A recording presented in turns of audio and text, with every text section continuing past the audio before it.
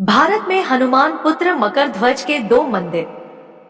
हिंदू धर्म के अनुयायी यह जानते हैं कि भगवान श्री राम के परम भक्त और भगवान शंकर के 11वें रुद्र अवतार श्री हनुमान जी बाल ब्रह्मचारी थे, लेकिन बहुत कम लोग यह जानते हैं कि शास्त्रों में हनुमान जी के एक पुत्र का भी उल्लेख मिलता है। शास्त्रों में हनुमान जी के पुत्र का नाम मकर ध्वज बताया गया है। भारत में दो ऐसे मंदिर हैं जहां हनुमान जी और उनके पुत्र मकर ध्वज दोनों की पूजा साथ की जाती है। आइए जानते हैं इन मंदिरों के बारे में।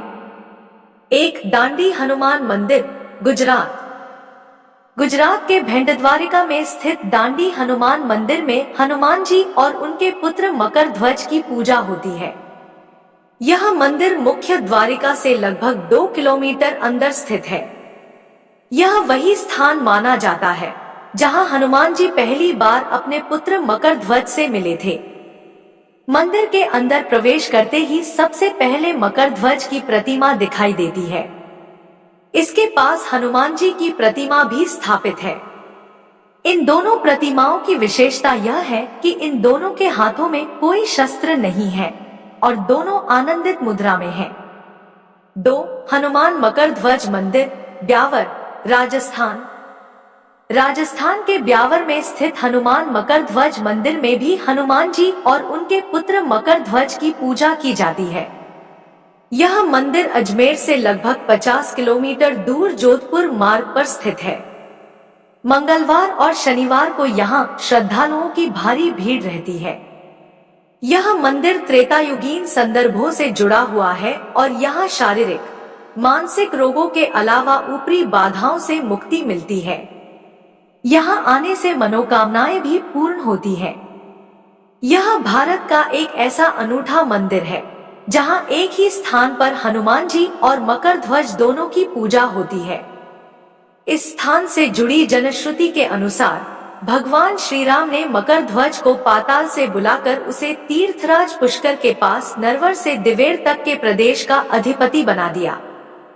श्री राम ने मकर ध्वज को यह वरदान भी दिया था कि वह कलयुग में जागृत देव के रूप में भक्तों के संकटों का निवारण करेंगे और उनकी मनोकामनाएं पूरी करेंगे। मकर ध्वज के जन्म की कथा। मकर ध्वज के जन्म की कहानी भी बेहद रोचक है। जब हनुमान जी सीता की खोज में लंका पहुँचे थे, तब मेघनाद ने उन्हें पकड़कर रावण के दरबार में प्रस्तुत किया था। रावण ने उनकी पूंछ में आग लगवा दी और हनुमान जी ने जलती हुई पूंछ से लंका को जला दिया। हनुमान जी की पूंछ से जलती हुई आग को शांत करने के लिए वे समुद्र के जल में पहुंचे। उसी दौरान उनके पसीने की एक बूंद समुद्र में गिरी, जिसे एक मछली ने पी लिया। उसी पसीने की बूंद से वह मछली गर्भवती हो गई और उसने एक पुत्र को जन्म दिया, जिसका नाम मकर ध्वज रखा गया। मकर ध्वज भी हनुमान जी के समान ही महान पराक्रमी और तेजस्वी था। उसे अहिरावण ने पाताल लोक का द्वारपाल नियुक्त किया था। जब अहिरावण ने श्री राम और लक्ष्मण को देवी के समक्ष बलि चढ़ाने के लिए पाताल ले जाकर बंदी बना लिया था, तब हनुमान पाताल लोक पहुंचे और वहां उनकी भेंट मकर ध्वज से हुई। मकर ध्वज ने हनुमान जी से अपनी उत्पत्ति की कथा सुनाई और बाद में हनुमान जी ने अहिरावण का वध कर प्रभु श्री राम और लक्ष्मण को मुक्त कराया। श्री राम ने मकर ध्वज को पाताल लोक का अधिपति नियुक्त किया और उसे धर्म के मार्ग पर चलने की प्रेरणा दी। निष्कर्ष, इन दोनों मंदिरों में हनुमान जी और उनके पुत्र मकर ध्वज की पूजा के माध्यम से भक्तों को मानसिक और शारीरिक कष्टों से मुक्ति मिलती है।